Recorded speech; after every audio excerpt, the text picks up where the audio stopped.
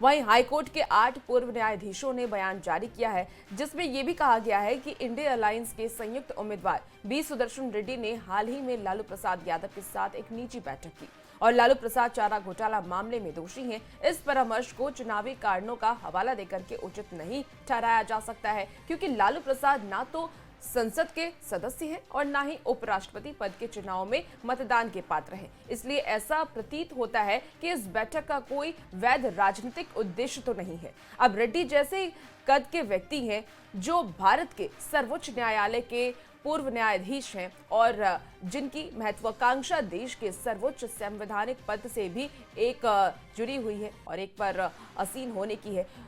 ये विशेष रूप से चिंताजनक है कि वो अपनी न्यायिक पृष्ठभूमि में बी सुदर्शन रेड्डी एक ऐसे व्यक्ति से जुड़े जिसे कोर्ट ने दोषी करार दिया है।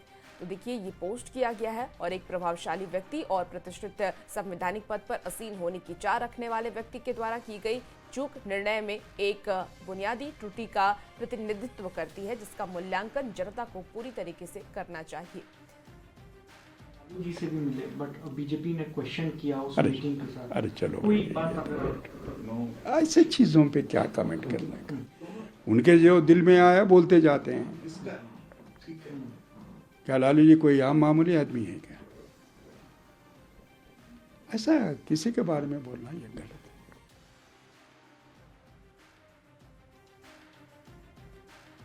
तो देखिए, बी सुदर्शन रेड्डी को लेकर के अब पक्ष की तरफ से, बीजेपी की तरफ से लगातार आरोप लगाए जा रहे हैं। जब वो लालू प्रसाद यादव से मिले और उसके बाद जब उन्होंने बातचीत की, तो अब अलग अलग राजनीतिक दल की तरफ से ये आरोप लगाए जा रहे हैं कि इनका मिलना कोई राजनीतिक वैध तौर पर साबित नहीं होता है। देखिए, आज ही शाम तक नतीजे भी उपराष्ट्रपति के चुनाव के घोषित कर दिए जाएंगे। 10 बजे से इसकी वोटिंग शुरू हो जाएगी। प्रधानमंत्री नरेंद्र मोदी की तरफ से 10 बजे वोटिंग किया जा रहा है और आज शाम तक काउंटिंग होगा, नतीजे भी सामने आ जाएंगे।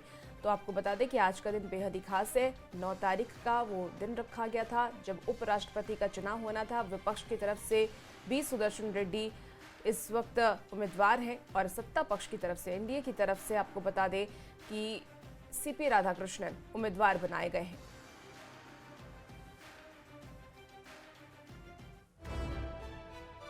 आपको बता दें कि उपराष्ट्रपति के चुनाव को लेकर के ये बड़ी घोषणा, जहां आज सुबह 10 बजे से ही इसकी वोटिंग की जानी है। वोटिंग के लिए एनडीए ने पूरी रणनीति बना ली है। आपको बता दें कि बी सुदर्शन रेड्डी जो कि विपक्ष के, और ज्यादा जानकारी के साथ अमन शर्मा हमारे साथ जुड़ गए हैं। अमन, आज वोटिंग होनी है और लगातार देखिए सत्ता पक्ष की तरफ से आरोप भी लगाया जा रहा है बी सुदर्शन रेड्डी पे, जब वो लालू प्रसाद यादव से मिले हैं। लेकिन आज की वोटिंग की तैयारी कैसी है, सबसे पहले तो ये बताइए। देखिए, तकरीबन 10 बजे से वोटिंग शुरुआत होगी पार्लियामेंट में। दोनों ही जो सांसद दोनों ही हाउसेस के हैं, लोकसभा के और राज्यसभा के, वो वोट देने आने शुरू कर देंगे 10 बजे से। और सबसे पहला वोट जो है ये प्रधानमंत्री नरेंद्र मोदी ही डालेंगे सुबह 10 बजे, और उसके बाद बाकी एमपीज का वोट डालना शुरू हो जाएगा। और जो खास बात यह है कि दोनों साइड्स में जो फाइट है, जो लड़ाई है, वो नंबर को लेकर है। तकरीबन एनडीए को लगता है कि उनके पास 430, 435 वोट्स का समर्थन है, जबकि दूसरी साइड पर तकरीबन 315, 320 वोट्स ही इंडिया गठबंधन के कैंडिडेट सुदर्शन रेड्डी को मिलने की उम्मीद है। तो जो गैप है वो तकरीबन 100 से ज्यादा वोट का है। तो जीत तो किसकी होगी इसके बारे में तो कोई संशय नहीं है। जीत तो एनडीए कैंडिडेट की सुनिश्चित है।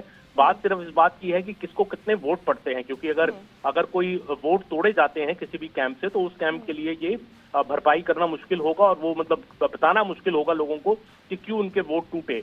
तो एनडीए तो काफी कॉन्फिडेंट लग रहा है कि 435, 436 वोट के साथ उनके कैंडिडेट आराम से जीत जाएंगे। और क्योंकि वाईएसआरसीपी जो साउथ की पार्टी है, उसने भी अपने 12 एमपीज का सपोर्ट जो है वो एनडीए को दे दिया है। 2 और पार्टी हैं, बीआरएस हैं, बीजेडी हैं, जो कि अब्सटेन कर रही हैं। तो इस तरह से इंडिया कैंप का जो आंकड़ा है वो 320 के ऊपर जाता नहीं दिख रहा है। बिल्कुल, तो ये समझा जाए अमन की बहुमत तो एनडीए के पास है। लेकिन अब सवाल ये है कि जिस तरीके से अभी लालू प्रसाद यादव से विपक्ष के जो उप राष्ट्रपति के उम्मीदवार है बी सुदर्शन रेड्डी, उन्होंने मुलाकात की। उसके बाद लगातार उन पर सवाल खड़े हो रहे हैं कि आखिर उन्होंने मुलाकात उनसे क्यों की, क्योंकि वो तो वोटिंग भी नहीं कर सकते और कहीं से भी उनका यहाँ पे इन्वॉल्वमेंट नजर नहीं आएगा। तो इस पर आपका क्या राय है और क्या कुछ राजनीतिक गलियारे में इसे लेकर चर्चा है?